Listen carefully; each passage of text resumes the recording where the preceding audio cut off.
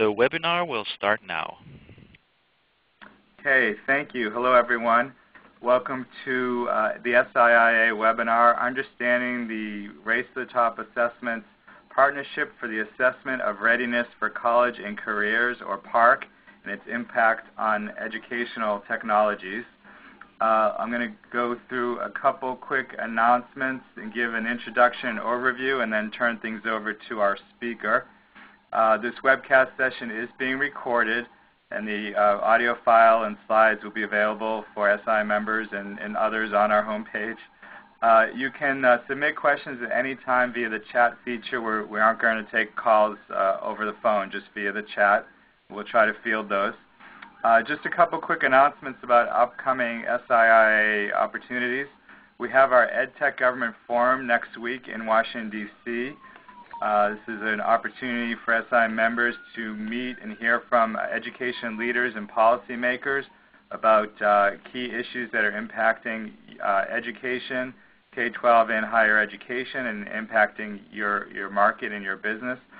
Among the speakers actually will be Laura, and we'll have a session.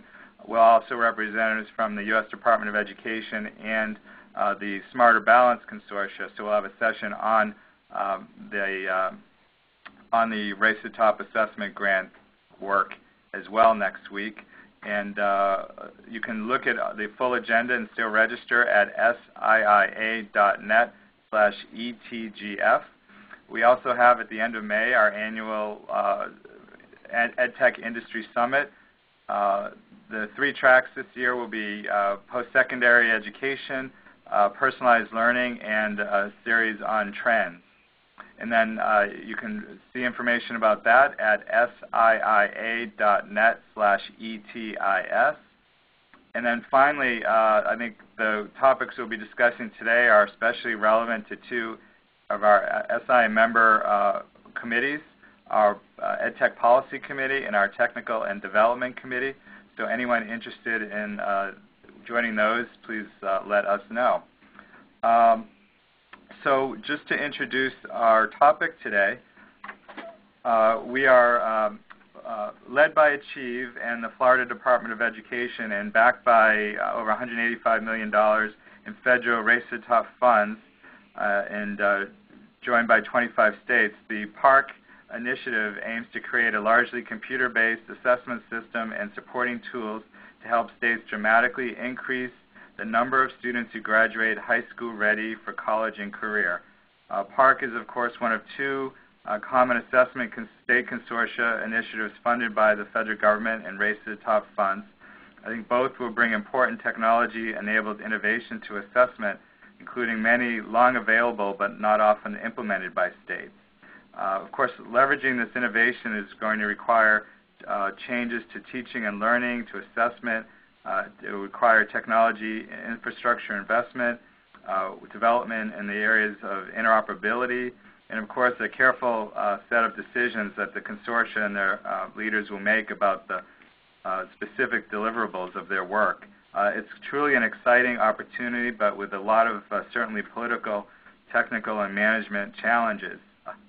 Hopefully this will be drive kind of a tipping point for the role of technology in education, and obviously support improved education and ensure students are being held accountable for 21st century skills.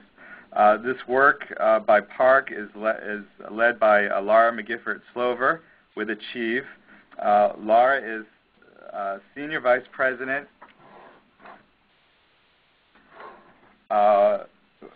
Laura is the Senior Vice President for the Partnership for the Assessment of Readiness for College and Careers Consortium with Achieve. I've had the pleasure to know Laura over the years, and she's addressed SI members before, and the initiative is in great hands with her leadership. She joined Achieve in 1998, shortly after the governors and business leaders created the organization.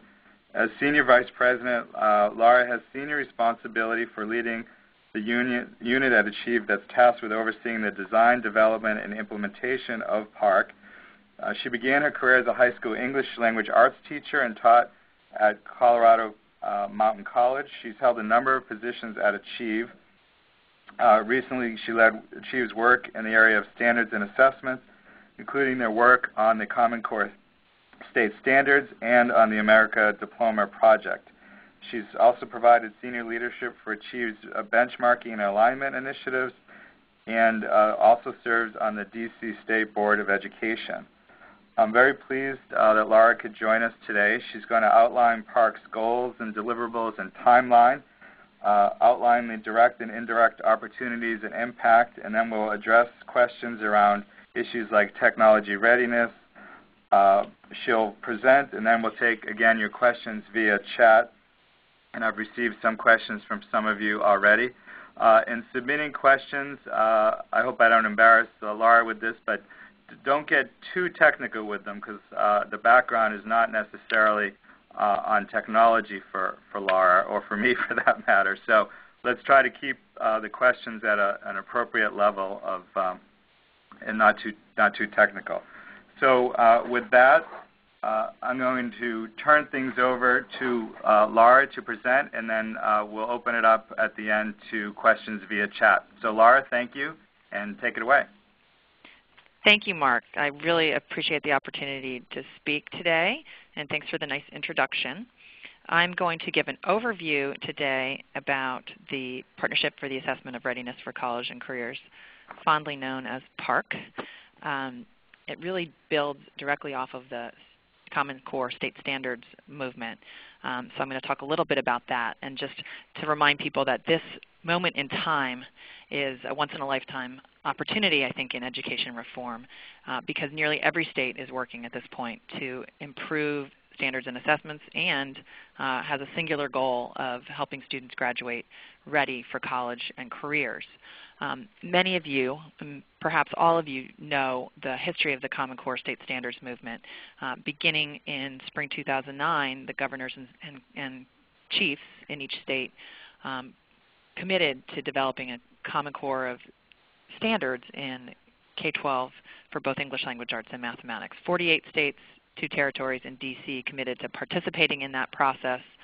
And at the time, I think those of us who were participating in the work thought we would be lucky to get 15, 20, maybe 25 states. It's somewhat of a surprise even to those of us who've been very involved that today we have 44 states and D.C.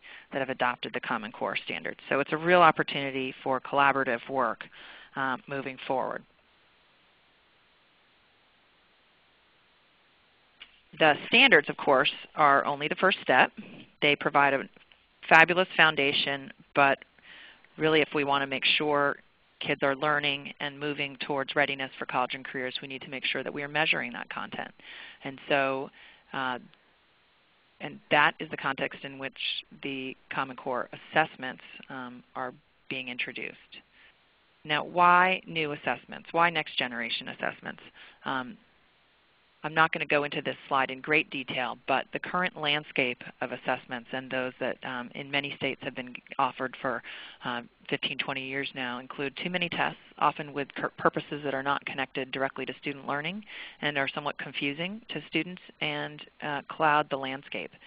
In some cases, they're not challenging enough. They're not measuring the most important skills for college and career, and in some cases have very little currency with higher education and don't generate the kind of information higher education needs to know about student readiness for credit-bearing courses. They don't measure the full range of content that one needs to be able to master in order to be prepared for college and careers, such as research, critical thinking, strategic problem solving, the kinds of things that college professors and employers say are the most important things for kids to know by the time they graduate to be ready. And of course, state tests are inconsistent. Proficiency on those tests does not mean the same thing from state to state, and so there's a murky picture of what student achievement looks like across the country.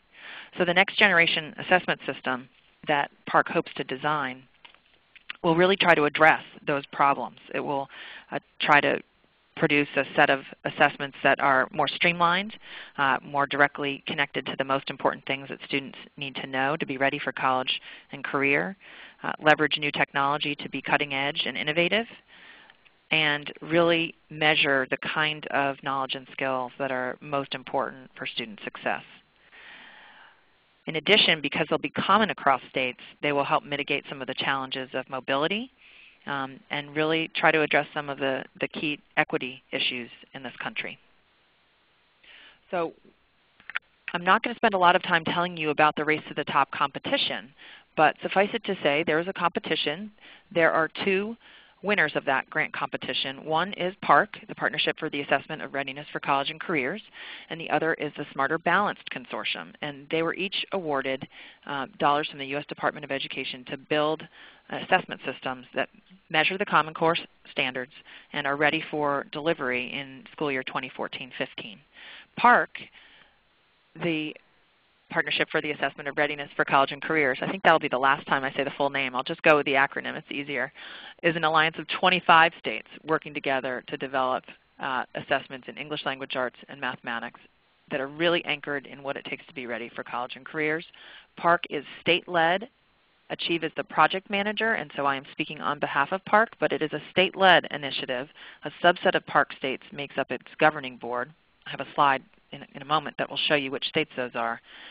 And collectively, the PARCC states educate more than 31 million students across its 25 states, which are nearly 63% of K-12 students attending American public schools.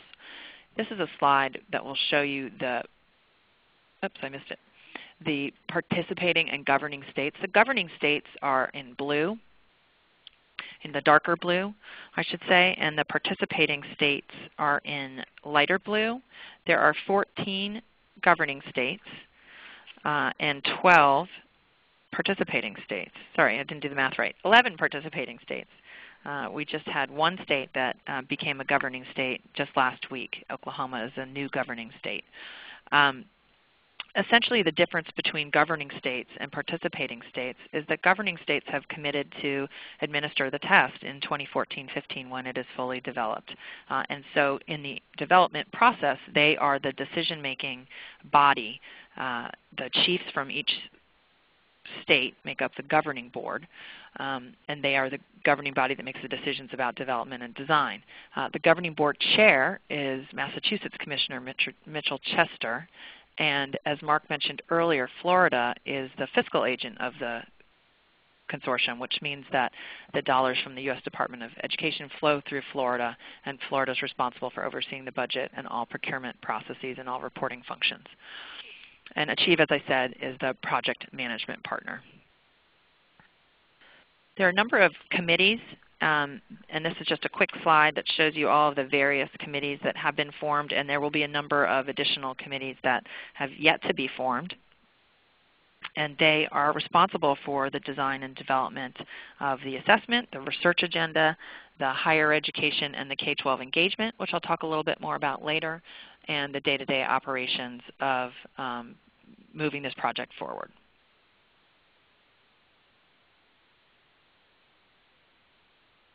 Educators, I just mentioned, and I'll go into it a little bit more later, as I said, but educators and from both K-12 and post-secondary institutions will be involved throughout the development of the PARCC assessments to make sure that the assessments are connected to instruction and building a pathway towards college and career readiness. There'll also be a number of related instructional tools that I'll talk about later to help educators that will be developed with input from educators. An important aspect of the PARCC consortium is that it has huge amount of post-secondary support. The application to the federal government required supporting partnership from higher ed institutions, and more than 200 institutions and higher ed systems covering nearly 1,000 campuses across PARCC states committed to help develop the high school assessments and then, very importantly, help set the cut scores or the performance cut scores that will be used to indicate readiness for credit-bearing college courses. So students who score at the appointed level on those high school tests, those tests will send signals to higher ed institutions about their readiness for credit-bearing courses. So I'm going to talk a little bit about the overall vision for PARCC and the goals that it's trying to meet. And then in a little while, I'll go more deeply into the design that was put forward in the proposal. The PARCC vision is the 5 pieces of the PARCC vision. And I'm going to just jump right into, for the sake of making sure we have time for questions, jump right into the first goal, which is to build a pathway for all students towards college and career readiness. And if you look at this slide, that means that there are, across the education continuum, going to be different components of the assessment system to help put students on that path. At the K-2 level, PARCC will develop formative assessments. And the formative assessments being envisioned there are not sit-down formal assessment experiences for a student. Rather, they are rubrics, assignments, protocols for judging student work that teachers can access at any time and use in their classroom. They will not be systematically administered at a single time. They're much more formative and just-in-time help for teachers.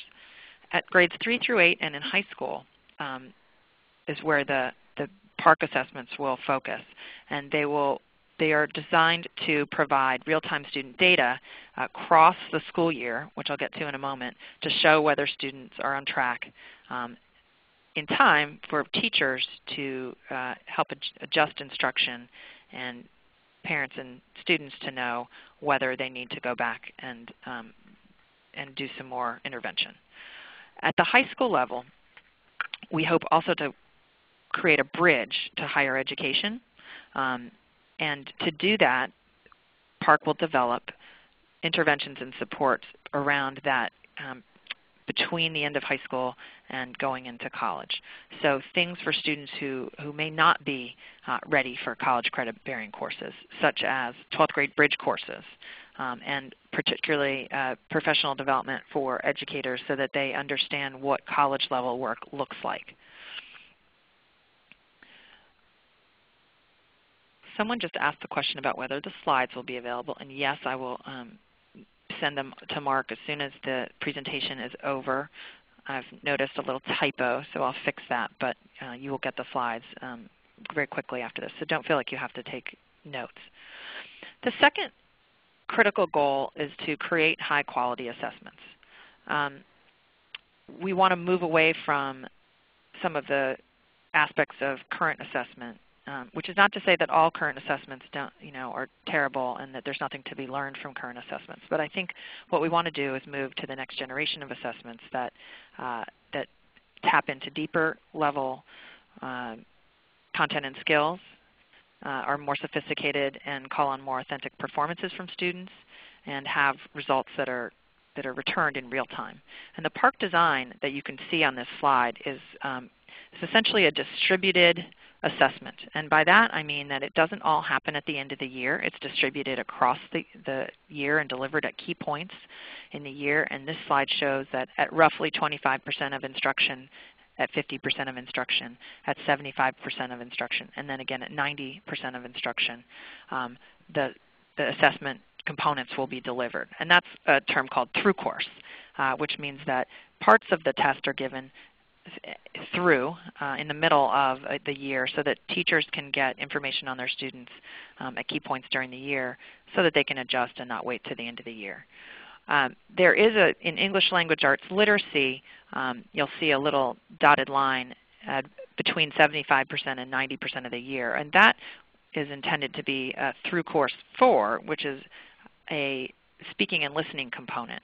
The requirement from the federal government is that the assessment measure all of the Common Core standards, that it measures the full spectrum of the standards. So, and speaking and listening play a pretty important part in the English language arts literacy standards. So the PARCC vision is for students to have an opportunity to actually do speaking and listening and be graded on a standard protocol. At this time, that portion of the test is not envisioned as part of the overall accountability score.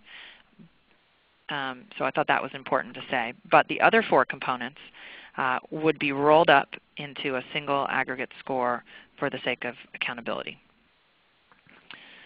happy to answer questions about that if you have questions.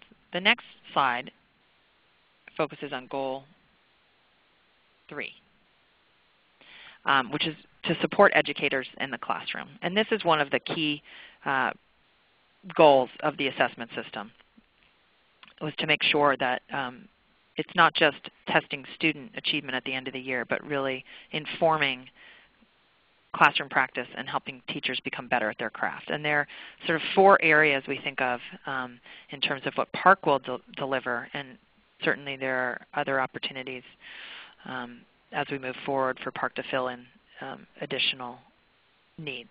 So the first is around instructional tools to support implementation.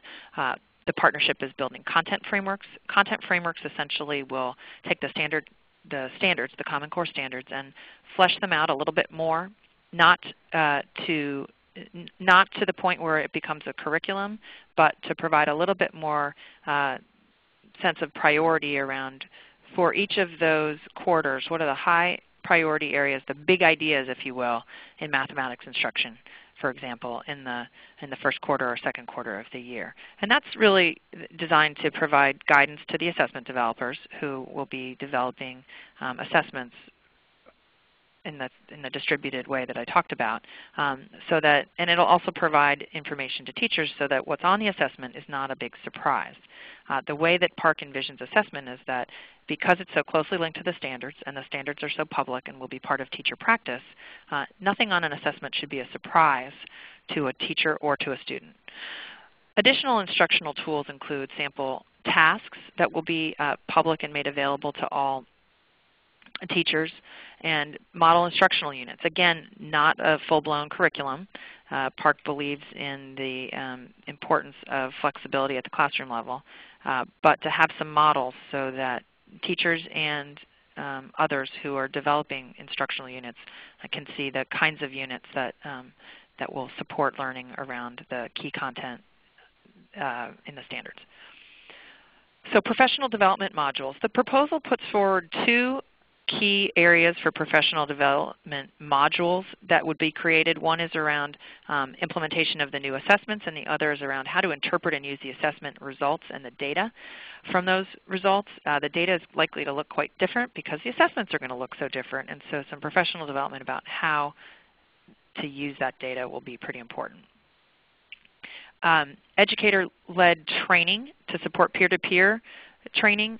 The idea here is that the federal dollars cannot support the professional development of every single teacher across every PARCC state, but rather it can support training for cadres of leaders within each state who will use the tools to do professional development and training with their peers using networks already existing in their states. So those tools, when they are developed, and the same is true of the instructional supports, will be housed on a partnership website, which will be publicly accessible to teachers and to the public in those states. Real-time student achievement data. I talked about how the data will be available throughout the year. These are not formative assessments in that they're developed to be summative assessments, but because data will be coming back so frequently, the idea is that students and teachers would have that data available to use to make decisions about instruction or about areas that need to be improved. So goal number 4 is to make better use of technology in assessments. Technology is central to the PARCC vision. This will be a test that is delivered on the computer, and we envision the computer as a medium that will allow us to get much more innovative and interactive in the design of items. And PARCC is committed to selecting the secure, open source, and interoperable technology platforms. In fact, they are required by the U.S. Department of Education for both consortia to be open source and interoperable. I think that last thing I want to say about this is that the PARCC assessments will be scored using automated scoring techniques, a combination of automated scoring and human scoring, and states will be individually determining the extent to which teachers will be involved in scoring, but it is the partnership's vision that teachers would have the opportunity to score. And then lastly, but not least, the one main goal for the PARCC assessment is to be used to inform accountability. Because the assessments will be assessments that the public, that are transparent, the public can stand behind, and that teachers can stand behind, they will be able to be the basis for robust accountability systems across states and within states. And they will be linked to college and career readiness, so they will provide that foundation. All right, I'm going to move into implementation and next steps. And then we can come back and have questions about the design and anything I talked about. Here's the PARCC timeline. I think the important thing to notice is that year one, which we are currently in, is the launch and design and development, launch and design phase. As we move into year two, we start to look at development of prototype items and of actual operational test items. The goal is to have 2 years of field testing and piloting and related research and data collection in school year 2012-2013 and school year 2013-14, and then full administration of the PARCC assessments will begin in 2014-15. After that year, remember I talked at the beginning about setting achievement levels. After the full year of administration, achievement levels on the assessments will be set, and higher education faculty will be engaged in the setting of those college-ready performance levels at the high school level. And so those performance levels will be set after we have a full year of data to look at. Other things that PARCC plans to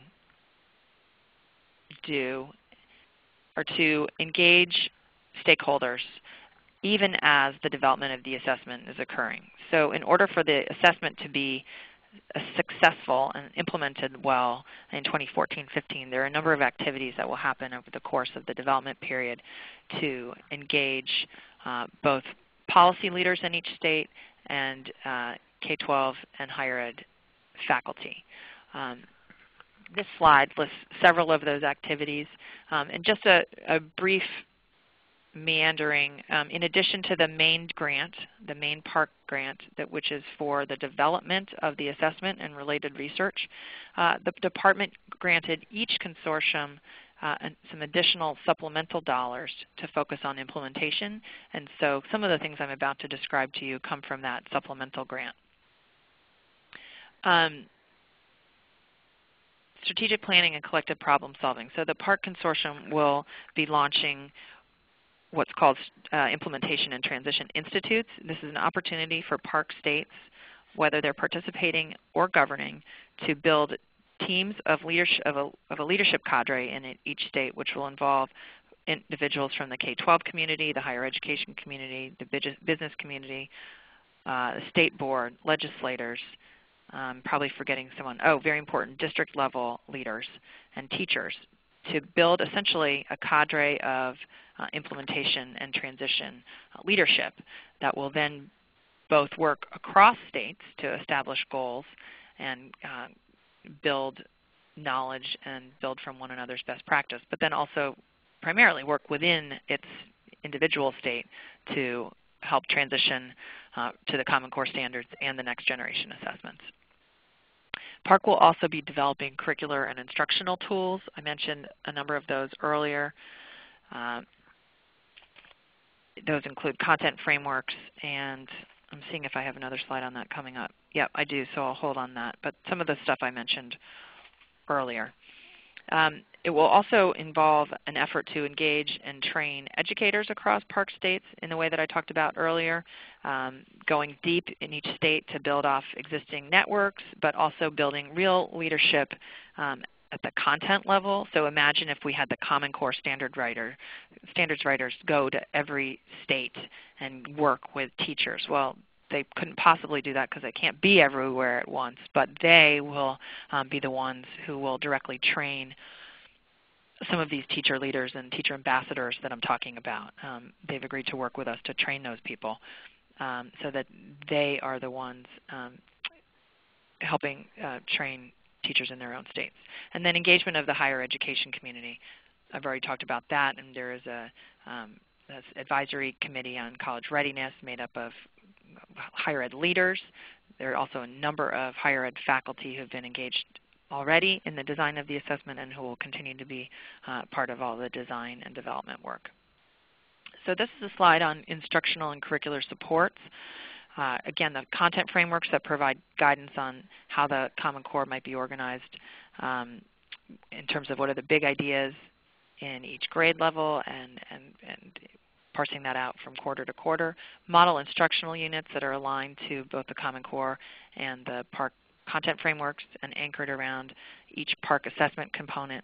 And the idea here is for standards that are a little bit of a stretch for teachers, either because they're new or because they're perhaps in a different grade level than they typically are, or because, and this is probably the primary reason we'd want to focus on it, it's not new, it's not necessarily different, but the Common Core asks teachers to do something different than they're used to, or to go deeper, or to make new connections. Those would be areas that PARCC would want to highlight for development of model units. The professional development modules and the college-ready tools that I talked about earlier. There's also going to be sample assessment tasks, and we hope to get those up and made public pretty early in the process so as to not wait until the assessment is delivered, but to have teachers be able to start using those assessment tasks in their classrooms early to start signaling both to them and to their students the kind of assessments that are coming down the line. I want to talk a moment about formative tools. Primarily, the PARCC assessment is a summative assessment. That's what the grant was designed to fund. But there are some formative tools built in there, the first of which is a text complexity diagnostic tool, which is a computer adaptive tool to identify students' reading level and supply suggestions for helping teachers put them on a growth path by identifying texts that are both in their current zone and then the next zone up, and helping chart a path. What we don't want this tool to be used for is to sort of reify the sticking kids with texts that are just at their level and not helping them build to greater complexity. I think one of the key areas that is so exciting about the Common Core standards is its emphasis on complex text, and getting students to read sufficiently complex text is in some ways one of the biggest ways of preparing them for success beyond high school. And texts not just in literature, but also in science, social studies, and technical texts. So thinking really about broadening the set of texts that students are comfortable reading, because in fact about 99, when you get out into the real world, the majority of texts we read are not literature and literary in nature. So thinking about this as a way to help students stretch their reading and put them on a growth path for being ready after they get through high school to be reading texts of sufficient complexity. The K-2 assessments I already mentioned in ELA literacy and mathematics, which are optional for states to administer. They won't be scored in a way that would provide comparable results, but they're really an instructional support kind of tool. And then the Partnership Resource Center is the platform that will house all of the items that I've just talked about, the model content frameworks, the sample assessment tasks, the released items. We hope to have student work and rubrics with those released items over time. And so that will be public, and those sources will be accessible. I've talked a little bit about the committees. I'm not going to spend a lot of time here, but there are a lot of committees. I showed a picture of them at the beginning of this slideshow. And I think the point here is that there's so many issues that come up along the way, and the next slide I show is actually talking about the challenges. So as issues come up, there will be additional committees. We have a committee, a very important committee that we're going to announce in the near future on accessibility, accommodations, and fairness, because that's an issue that is very important for us to address early in the design of the assessments. Other committees will be formed around technology, technology infrastructure, technology delivery mechanisms, and innovative item types. In addition, there'll be a group to help us focus on automated scoring and what the research currently is and what a research agenda we need to pursue in that area. So my final slide is a slide. Mark asked me to talk a little bit about what we see as the key challenges for PARCC. And I think there are multiple challenges, and they keep me up at night.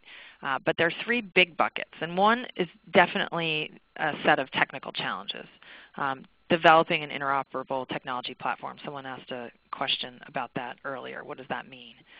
Transitioning to a computer-based assessment system in states that currently aren't giving computer-based assessment systems, or at least they're not doing that at scale. So thinking about the transition, there are gaps that need to be filled, and they need to be filled quickly. And I think that is a huge challenge, and we are working to address that. Developing and implementing the automated scoring systems and processes, and identifying effective and innovative item types, and really pushing as far as the technology will allow us to on thinking about interactive items and items that are engaging for students.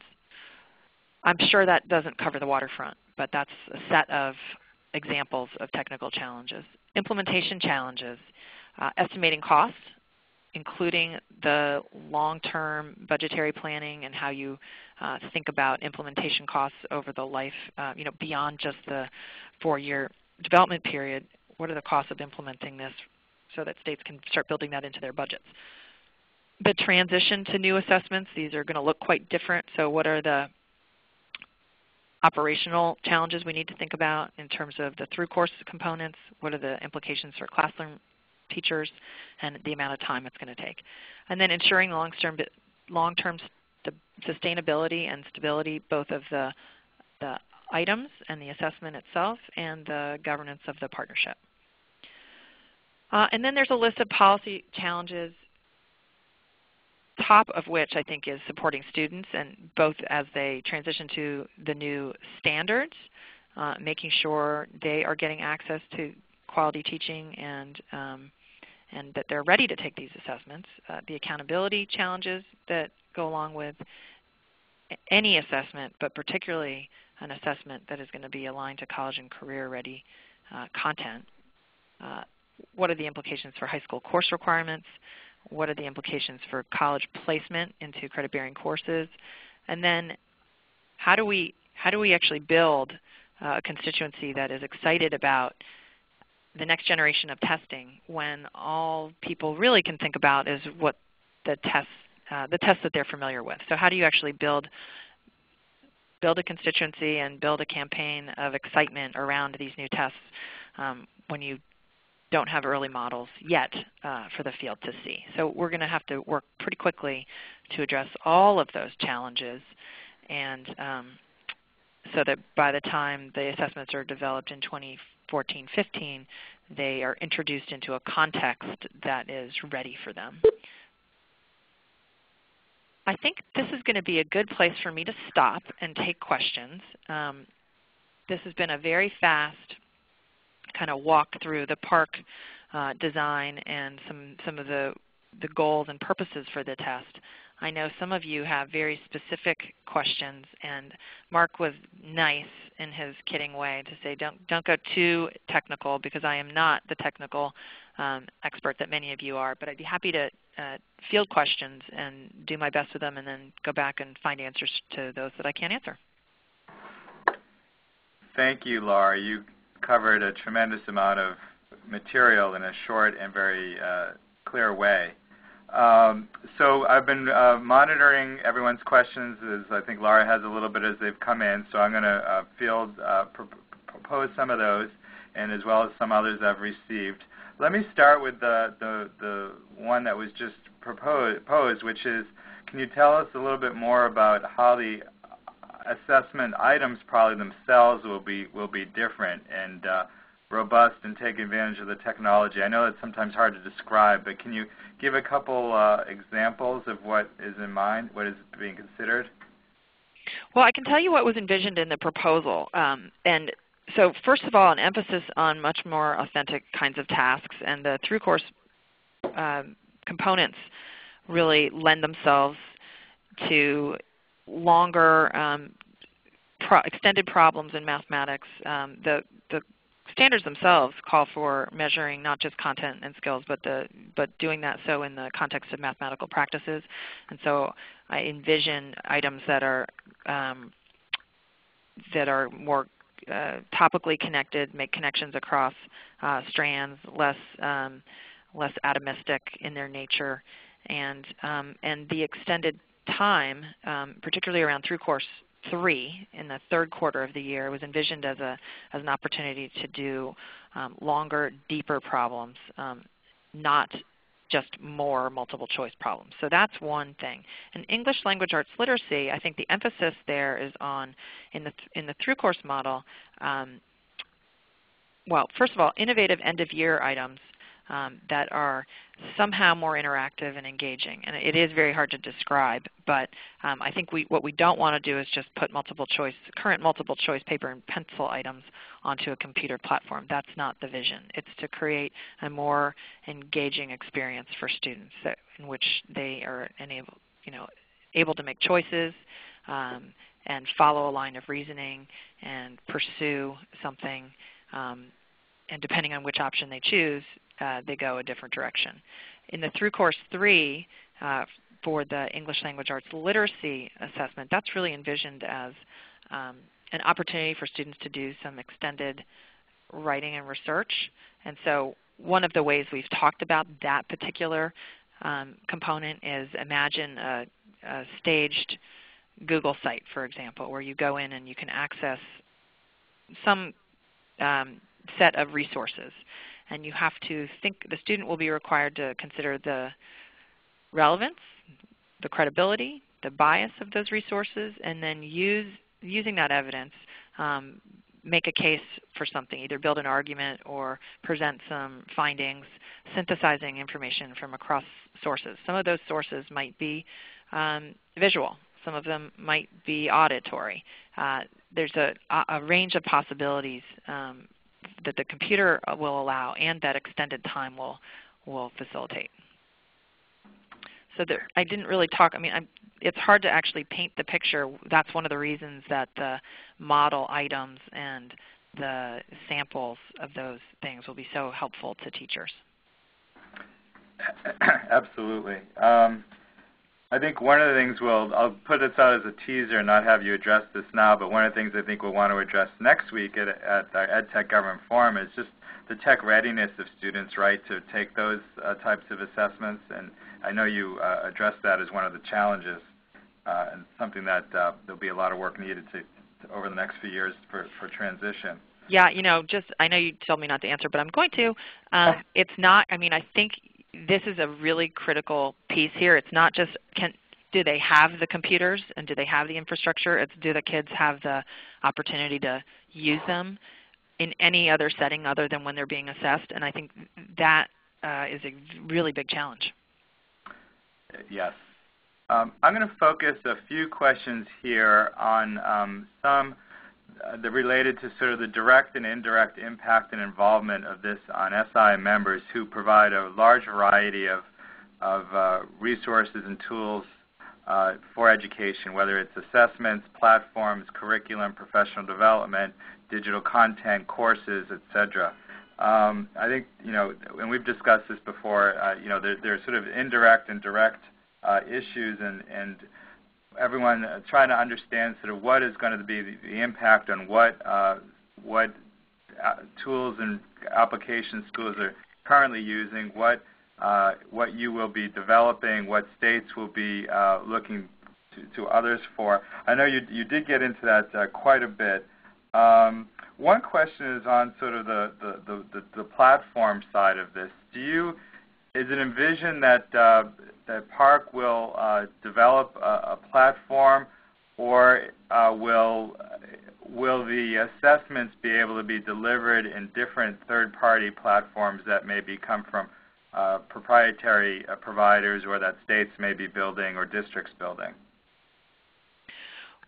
Is I there knew you were going to ask me a technical question. I'm trying to keep it a broader one, which is sort of just, is there going to be sort of one kind of comprehensive platform that all this will be delivered on, or will there be flexibility for districts and states and to sort of deliver these resources through their existing platforms and communities? I think that's under discussion. I will say that it's a requirement of the grant to develop items that are open access, so that they're tagged so that they can be delivered on any platform. Because the idea is that these items don't belong to anyone. They're in the public domain.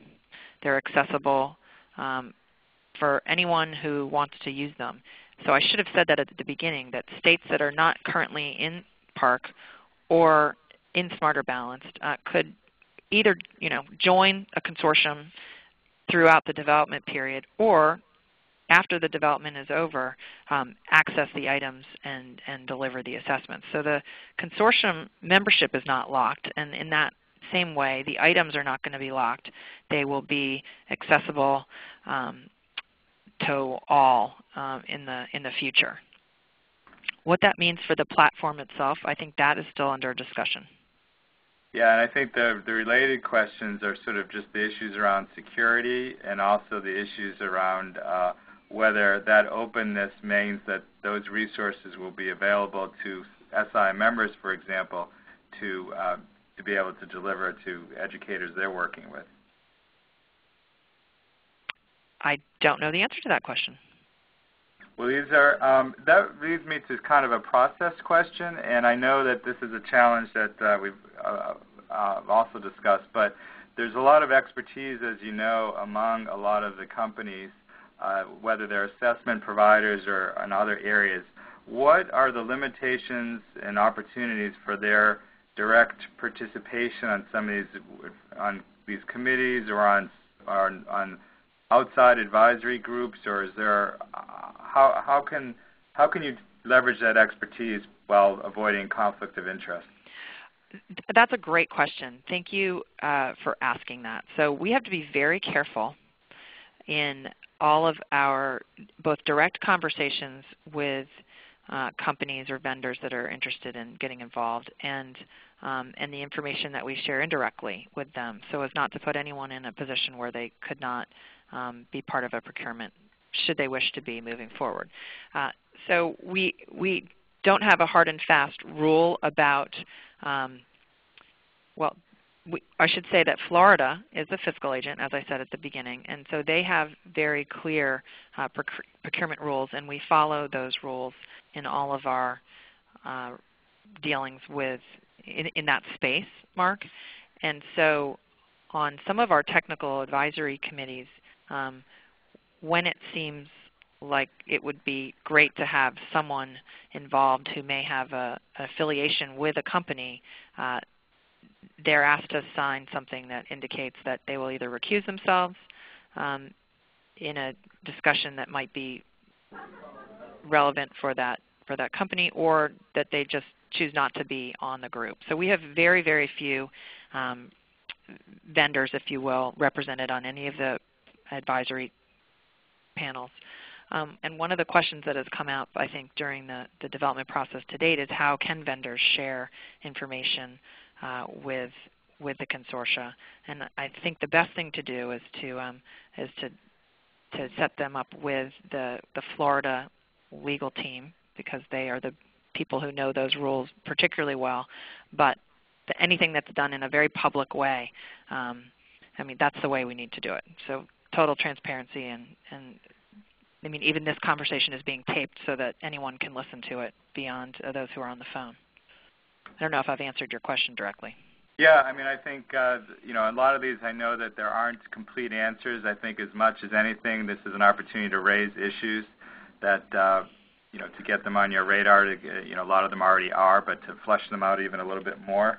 The flip side of this is we've had a few questions about sort of timing for RFPs, and you probably can't get into great detail there, but what's your sense? I know you're going to be looking to a lot of third parties to do some of this work for you, or for the states. Any sense of timing and how that process might move forward? I think for people who are interested in knowing about the timing, the best thing to do is that I can direct you to the proposal that's on the website, in the Florida website, and the states will be following that timeline to the extent possible. Okay.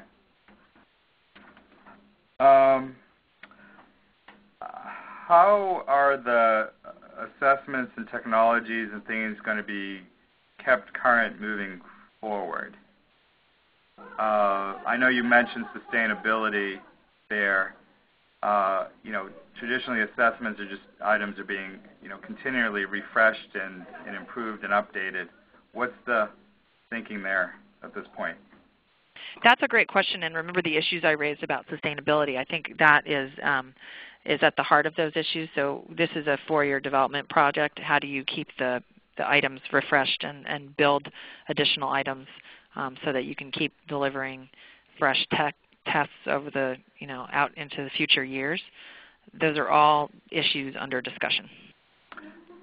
Laura, when you there are questions on the Florida and the legal issues. Perhaps would it be okay to ask you to add a slide with some of that information for the final slides, with any of that Florida legal information that you mentioned? I can certainly add a slide on who the contact is in Florida for any questions about procurement. Okay, great.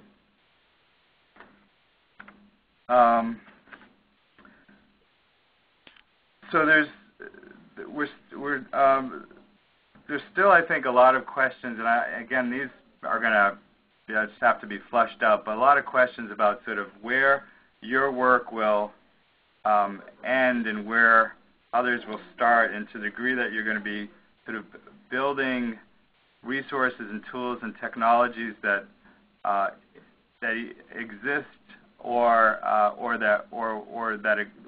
if not exactly exist, there are similar ones exist that could be evolved from existing providers.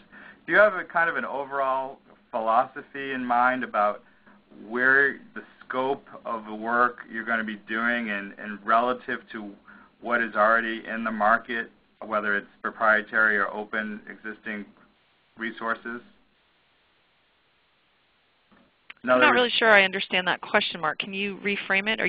Well, I guess I know it's hard to get into specifics about any more about what you're going to do, so I'm just trying to get a sense of overall whether you have kind of a philosophy or some principles about whether you're going to be looking first to sort of the market and what's already available before you would develop things, just to focus your resources on what's not already available, or when things are available. And in some cases, things may be available, but they need to be updated to meet the new standards and the new assessment protocols or designs. But it may be more prudent for development of those things to be left to third parties and not be developed directly by PARCC. So I'm just trying to get a sense of overall your approach to that issue, but where you build and where you let others build. Thank you. That's clear. Well, I think the PARCC states are stewards of public dollars in their development efforts. A number of PARCC states are also state Race to the Top winners and have public dollars to develop tools that will help them meet their individual state goals. One of the things that the PARCC states who are also Race to the Top winners are interested in doing is looking across. I mean, it just sort of makes intuitive sense to not reinvent the wheel and to build synergies and leverage each other's work where possible. And it makes sense for PARCC to do that as well. I don't think that's a direct answer to your question about existing tools in the marketplace, but what I want to signal is a cooperative spirit among the states to not reinvent the wheel where things exist and are good and serving the needs, and to work together to fill gaps. Because again, there are limited resources, and we want to be good stewards of those resources.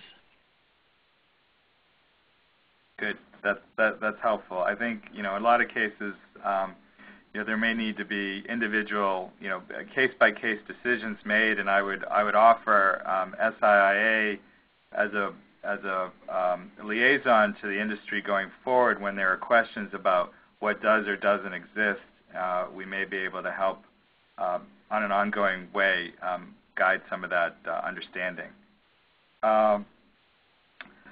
I think we probably have time for just maybe one more question.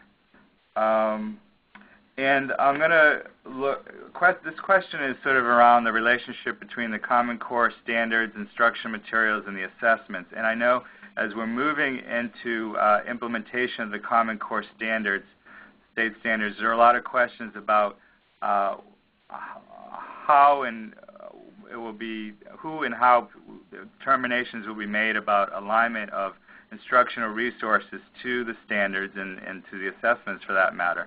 So you mentioned a number of additional efforts you're undertaking related to that. I wonder if anything on your radar screen would involve you getting involved in sort of aligning and looking at the correlation or alignment of instructional materials and resources, print or digital, to the standards and to the assessments. That's a great question, and something that I know that states and districts are going to be grappling with, how to make sure that the resources, that the tools they currently have are aligned, or trying to figure out how to select tools. That's not, I want to take off my PARCC hat for a moment and say that Achieve has been in the business of thinking about alignment in terms of standards for the full life of its existence. With the Common Core standards, that sort of takes that off the table. We're not going to be aligning standards to one another because the Common Core have filled that space. And I think there's a whole set of possibilities for the work to be done. I'm not sure that that is something that PARCC wants to take on. Yeah, and I don't know that I was necessarily suggesting that you do, but it is an issue that's being raised a lot on different forums about with national common standards, where there will be more national processes for looking at alignment in that way. Well, we are just about out of time. I don't know, Laura, if you had any final comment or anything that you wanted to get out there that you hadn't said yet. No, I think that covers it. Thanks for the opportunity, and I look forward to seeing some of you next week at the meeting. Okay, great. Well, thanks very much for joining us. We didn't get to all your questions. We will try to get to some more of those in person for those attending the EdTech Government Forum. I may pull the questions, and maybe Laura would be kind if there are a couple really critical, common questions, we can try to get those addressed offline. We will be sending out a post-webcast survey. I'd appreciate it if you take just a minute to fill that out and get back to us. Also, a reminder about our events and our committees that I mentioned at the beginning of the call. This webinar and the slides and the audio will be archived, so you can look for that within a few days. Appreciate everyone joining us here today. Obviously, this is a tremendous undertaking, and will have great implications for education and for you all moving forward. So it's really exciting times, and I appreciate Laura taking the time to join us and looking to us as an important group of stakeholders. So with that, I'll let everybody go. Have a great afternoon, everybody. Thank you.